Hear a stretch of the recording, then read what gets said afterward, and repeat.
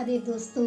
हमारी आज की कहानी है शिव भक्ति द्वारा यम का धर्मराज बनने की कथा। तो चलिए प्रारंभ करते हैं। कश्यप मुनि और अदिति माता के पुत्र भगवान सूर्य थे।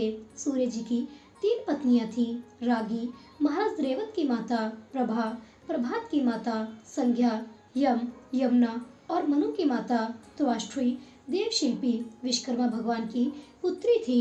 महाराज मनु उनके ज्येष्ठ पुत्र थे। उन्हें वेद सवैत मनु कहा जाता है। यम और यमुना दोनों जुड़वा भाई बहन थे। भगवान सूर्य के अतिशय तेजोमय रूप को सहन न कर सकने के कारण संध्या ने अपने शरीर से अपना ही संभाल सुंदर एक दूसरी युवती को उत्पन्न किया जो उनकी हमशक्ल थी। उनका नाम छाया था। संध्या ने छाया को भगवान सूर्य के पास जाने को कहा और इस रहस्य को गोपनीय रखने को कहा और स्वयं वह अपने पिता विश्वकर्मा जी के घर चली गई। सूर्य ने भी छाया को संज्ञा ही समझा और पत्नी के समान ही व्यवहार करते रहे। छाया ने भी वेद संवत मनु के समान स्वर्ण पुत्र को जन्म दिया। सावणी मनु कहलाते थे। उसके बाद छाया के गर्भ से शनिदेव उत्पन्न हुए।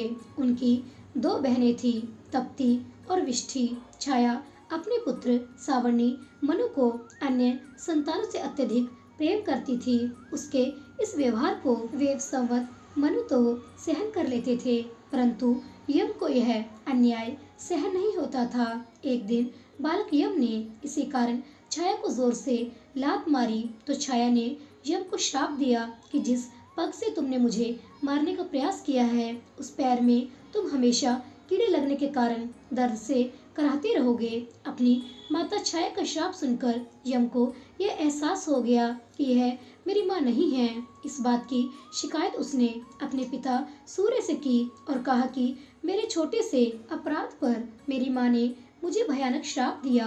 यह मेरी असली माँ नहीं लगती। हाँ, जरूर बनावटी है। तब सूर्य ने योग बल से यह जान लिया कि संध्या ने स्त्री उत्पन्न करके अपने रूप में मेरे पास भेजी है, जिसके कारण अन्य संतान उत्पन्न हुई है। सूर्य ने यमराज से कहा कि तुम भगवान शंकर की आराधना करो, तुम्हें तुम्हारे कष्ट का निवारण होगा। उसके उपरांत सूर्य ने अपनी पत्नी संध्या को घोड़ी बनने का श्राप दिया, परंतु विश्वकर्मा के कहने पर वह अपनी पत्नी को दोबारा ले आए और उनसे 2 अश्विनी कुमारों ने जन्म लिया।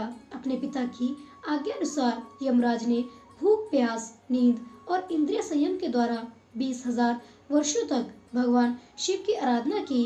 तब भगवान शिव ने उनसे वर मांगने को कहा। यमराज ने सिर्फ इतना कहा कि हे प्रभु, आप मेरी माता गौरी और गणेश के साथ यहाँ सदैव निवास करें और आप मेरे नाम से जाने जाएं। और भगवान शिव की स्तुति करने लगे। उनकी आराधना से प्रसन्न होकर यमराज को शिव जी ने मृत्यु का देवता बना दिया और धर्मराज की उपाधि प्रदान की। यमराज दक्षिण दिशा के दिक्पाल भी हैं। नियम, उपनियम, अधिनियम आदि के संयमन और नियमन कराने वाले यम को इसी कारण न्यायाधीश कहा जाता है। यमराज ने जिस स्थान पर शिव जी की उपासना की थी वह स्थान धर्मेश्वर लिंग कहलाता है।